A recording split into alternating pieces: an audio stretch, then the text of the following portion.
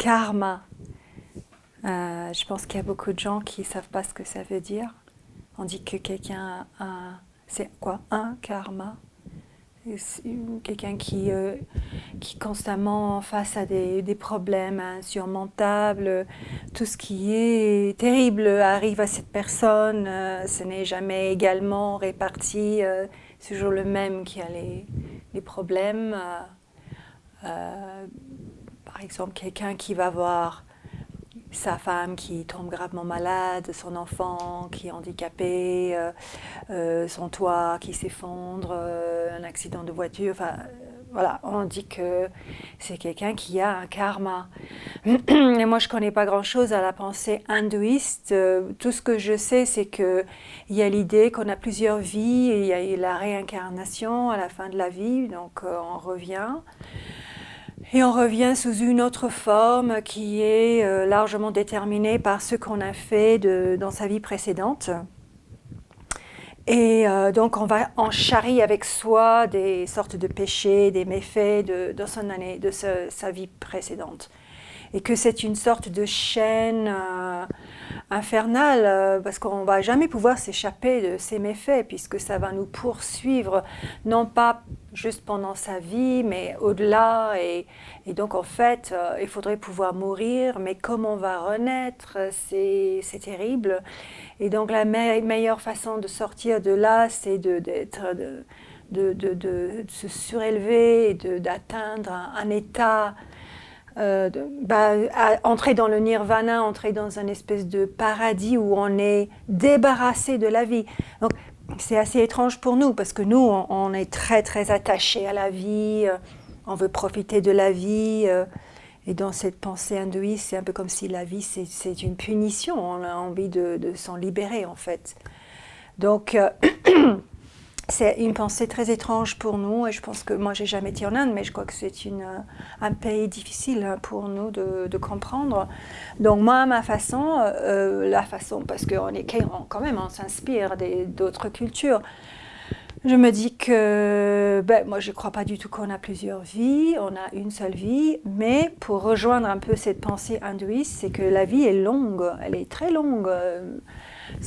Sauf accident ou maladie, on va vivre quand même pas mal de décennies, c'est beaucoup de temps. Elle est longue, quoi, vraiment.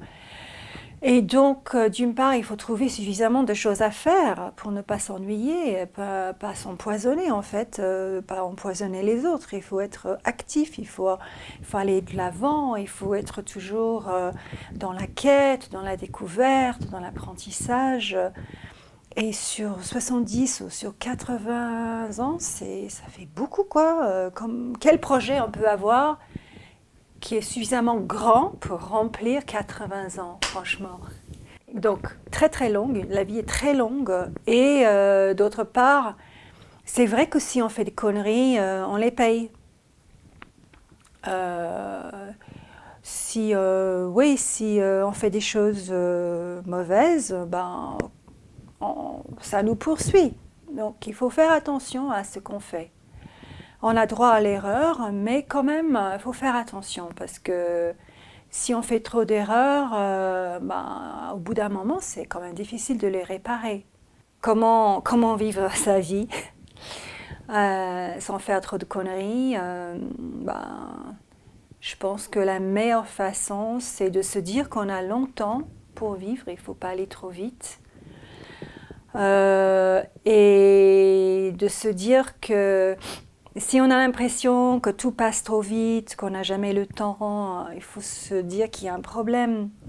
Quand les gens disent « Ah, j'ai jamais le temps, la vie passe trop vite, c'est dommage », et puis on se dépêche encore plus. Moi, je trouve qu'il y a vraiment un problème dans cette façon de penser. Je crois que si on dit que la vie va trop vite, c'est qu'on ne fait pas assez les choses qu'on aime faire. Donc on a trop peu de temps de faire les choses qu'on aime, et on passe presque tout son temps à faire des choses qu'on n'aime pas. Et donc du coup, c'est sûr que la vie va trop vite, parce que si on met bout à bout les choses qu'on aime, ça fait peut-être, dans la vie, ça va faire peut-être 20 minutes, non j'exagère, ça fait peut-être 6 mois de choses bien, et 90 ans de choses pas bien. On ne peut pas vivre comme ça. C'est une entreprise. D'abord, c'est pas intéressant, et puis on ne peut pas tenir, hein, ou bien on tient avec des tas de béquilles. Donc à ça, moi je dirais, si la vie va trop vite, tu trouves que le temps passe trop vite, que tu n'as pas le temps de faire ce que tu veux faire, voilà, que tu es angoissé par le temps qui passe et tout ça, moi je dirais, il y a un choix à faire. Soit tu arrêtes de faire des choses que tu n'aimes pas faire, et tu fais des choses que tu veux faire, et tu verras, si tu fais des choses que tu aimes faire, il y a le temps. Parce que chaque instant va être un plaisir. Un plaisir va te nourrir, et au contraire, il va y avoir une sorte d'expansion du temps. Parce que quand on est en plein dans quelque chose qu'on aime, le temps s'arrête en fait. Le temps s'arrête. C'est extraordinaire. Hein. Quand on fait quelque chose qu'on aime, c'est comme si les 5 minutes ou l'heure devient des années. C'est extraordinaire. Donc ça, c'est la première méthode. Arrête de faire des choses que tu n'aimes pas faire. Ne les fais pas. Change. La deuxième réponse, c'est de dire, mets-toi à aimer ce que tu fais donc.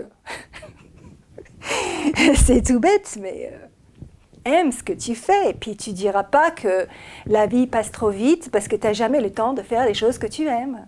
Ça n'a pas de sens. Donc pour moi, karma, ça évoque ça, le fait que la vie est longue, mais qu'il faut remplir la vie. C'est pas évident hein, de remplir 80 ans. Il faut avoir des ambitions, quoi. Il faut avoir des choses à faire. Ne te dis pas, oh, je ne vais pas le faire parce que ça prend trop de temps, c'est trop difficile. Ben non, fais-le. Puisque tu veux faire ça, fais-le. C'est ce que j'ai fait, moi.